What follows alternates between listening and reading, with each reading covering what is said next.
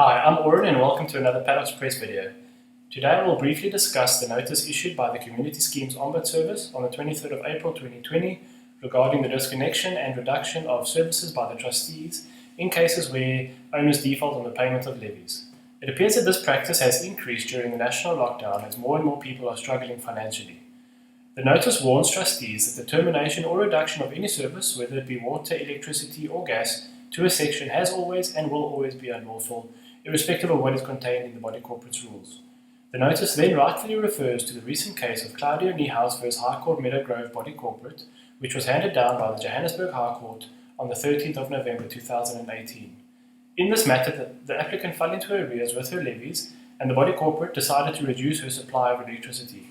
As a result of the reduced electricity supply, the applicant was unable to cook and prepare food, to boil water, to use the microwave, to use her geyser, and her children, who were minors, were unable to do their homework or study for their upcoming exams.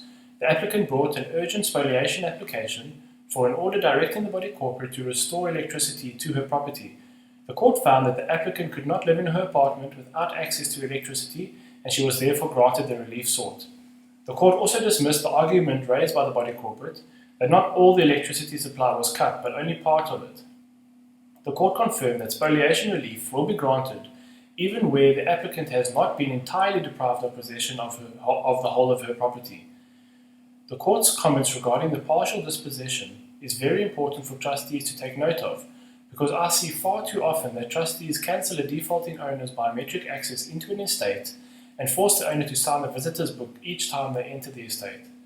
This practice of frustrating an owner's access is unlawful and must be avoided.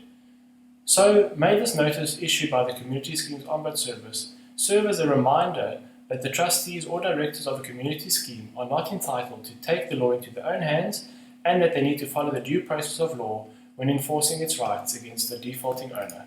Thank you.